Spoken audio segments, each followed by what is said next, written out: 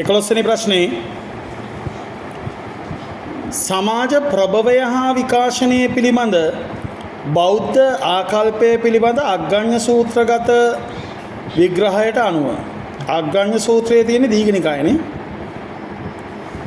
හරිද මම විග්‍රහයට අනුව පහසඳහන් ප්‍රකාශ අතරින් වඩා නිවැරදි ප්‍රකාශය මොකද කියලා අහනවා. පාරිසරික සාධක කරන කොටගෙන සිදු වී ඇති බවයි. මනෝවිද්‍යාත්මක සාධක කරන කොටගෙන සිදු වී ඇති බවයි. මනෝවිද්‍යාත්මක හා පාරිසරික සාධක කරන කොටගෙන සිදු වී ඇති බවයි. සර්ව බලධාරී දෙවියෙකුගේ බලපෑමකින් තොරව ඉබේ සිදු වී ඇති බවයි. ඒක කොහොමත්ම නෑ උත්තරේ. හරි?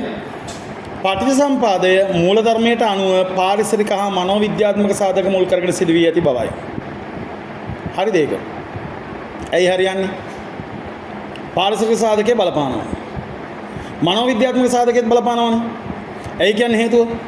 කුසීත අය කම්මැලි කට්ටිය මොකද කරන්නේ? ඉස්සෙල්ලාම තමන් වටේ තියෙන දේවල් කාලි ඉවර කර ගන්නවා. හරි උපයා ගන්න අකමැති කට්ටිය ළඟ එකාගෙන් හොරා කනවා. හොරා කාලා අහුණාට පස්සේ බොරු කියනවා. ගහ ගන්නවා. සමාජ විලෝපකාරී ක්‍රියා කරනවා. බලපාන්නේ මොකද්ද? ඔයාට හොරකම් කරන්න නැතුව ඉන්න පුළුවන් නේ. ඔයාට බොරු කියන්න නැතුව ඉන්න පුළුවන් නේ. ඒකට ඒ සඳහා බලපාන්නේ මානසික ප්‍රශ්නයක්. මනෝවිද්‍යාත්මකයි. තේරුණා නේද? මේවා දැකලා කලකිරුණාම බාහිත පාප ධම්මෝති බ්‍රහක්මනෝ. පවුදම් බැහැර කිරීමේ අරමුණින් වනවැදුණු කට්ටිය තමයි බ්‍රහක්මනයා. එහෙම නැත්නම් මහා බ්‍රහ්මයාගේ ශ්‍රී මුඛයෙන් මෙවිච්ච කෙනෙක් නෙවෙයි. උත්තරේ අංක 5.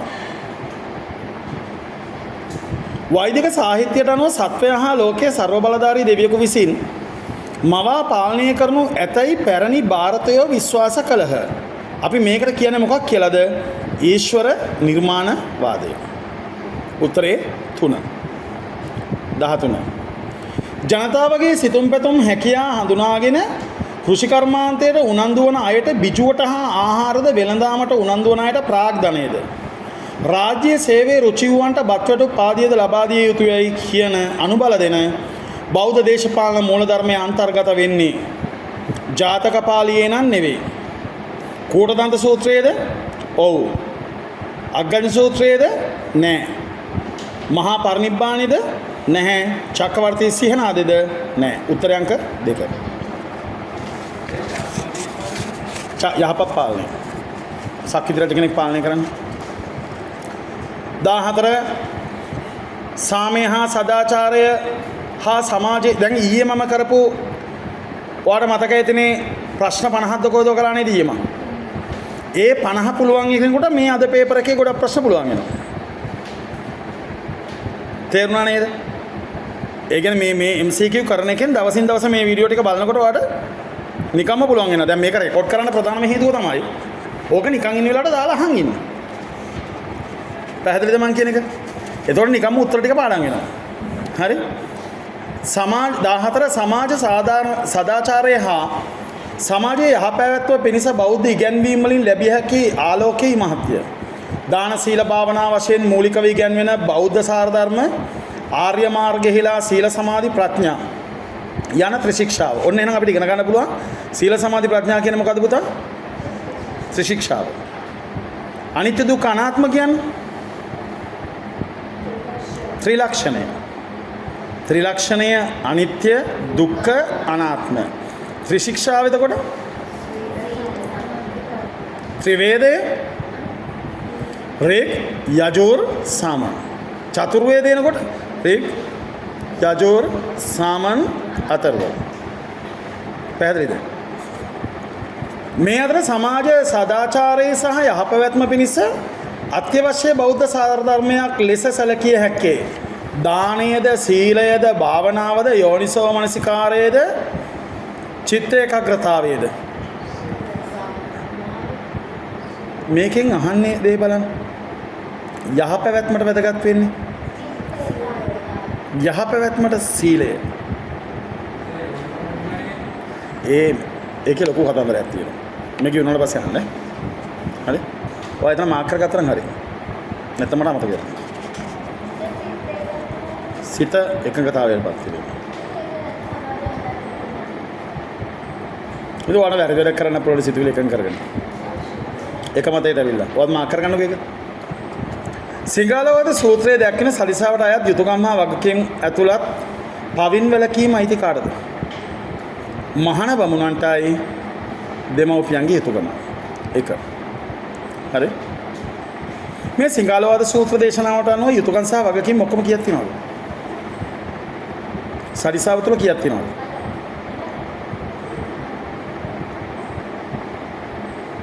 දෙමව්පියෝ දූ දරුවෝ 10යි. 10 වරක් අය 60යි. එකක් වැඩි වෙනවා මම හිතන්නේ. මොකද?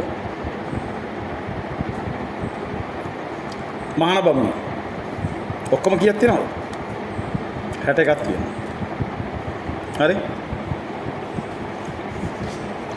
රාජ්‍ය පාලනයලා වැඩිහිටියන්ට ගරු බුහුමන් කිරීමත් ඔවුන්ගේ අවවාද අනුශාසනා ලබා ගැනීමත් අවධානය යොමු කරන්නේ සතර සංග්‍රහ වස්තු.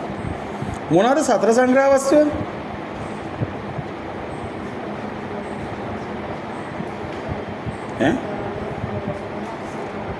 අර්ථචර්යාව. සතර අගති,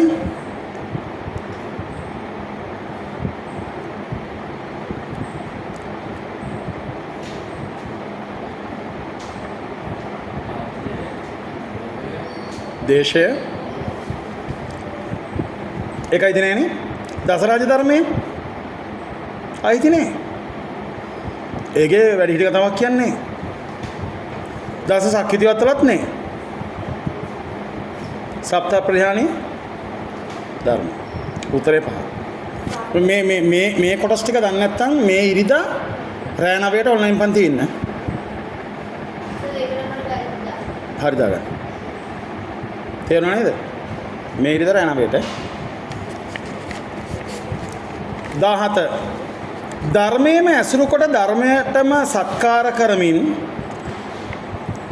ධර්මයටම ගරු කරමින් 3යි ධර්මයටම බුහුමන් කරමින් ධර්මයේම පුදමින් ධර්මයට යටත් පැවැත්ම දක්වමින් ධර්මයට අධිපති කොටගෙන ඉන්නෝ ජනයා කෙරෙහි බලසෙනග කෙරෙහිද අනියුක්ත ශාස්ත්‍රීයන් කෙරෙහිද බ්‍රාහ්මණ ගෘහපතීන් කෙරෙහිද නියම්ගම් ජනපදවාසී ජනයා කෙරෙහිද මහාන බමුණන් කෙරෙහිද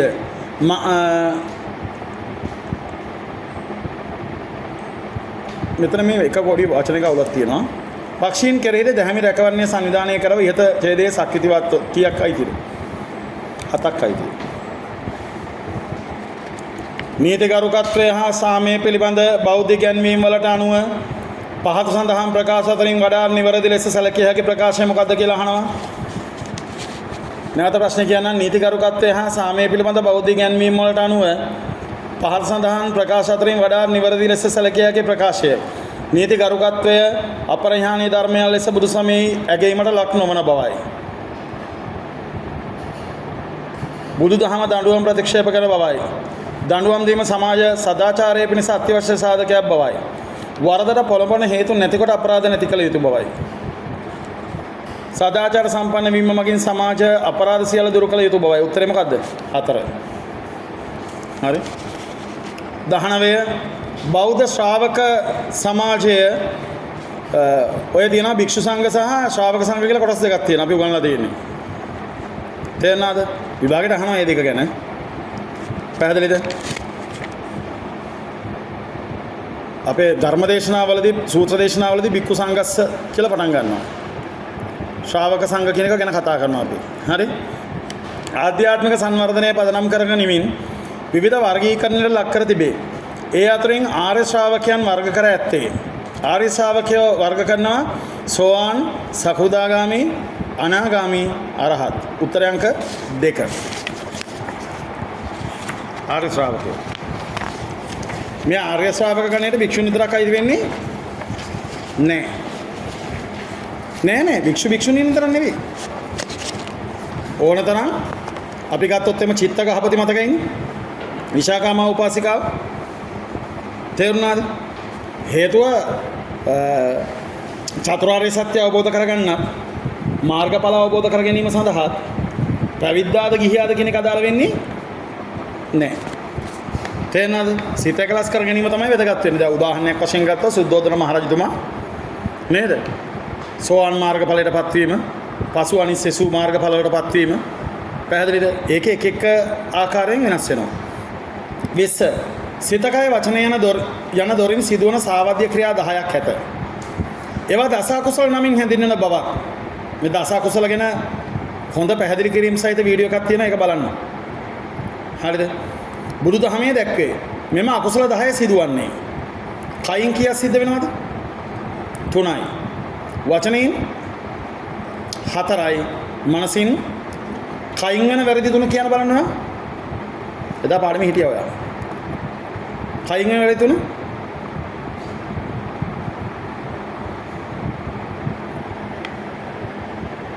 වතිරේ පාඩමේ. කයින් වෙන වැරදි 3 හිටියේ නැත්නම් බලන්න රෙකෝඩින් එක. හරි.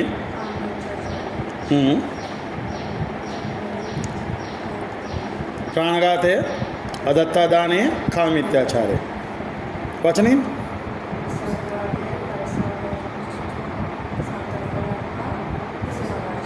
හයියෙන් කියන්නේ. මනසින් ව්‍යාපාදය,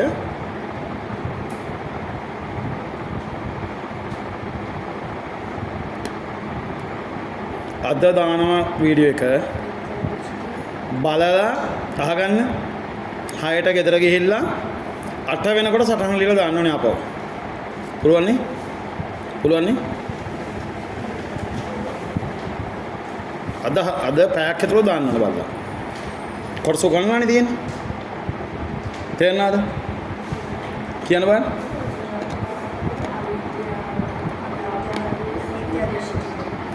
අවිද්‍යාව, ව්‍යාපාදය, මිත්‍යා දෘෂ්ටිය මනසෙන් සිද්ධ වෙන්නේ. වචනෙන් සිද්ධ වෙන්නේ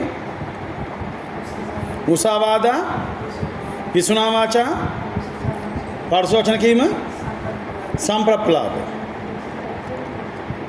තේරුණාද? කයින් සිද්ධ වෙන්නේ ප්‍රාණඝාතයයි. පැහැදිලිද? ඔක අහනවා උත්තරයන්ක 3.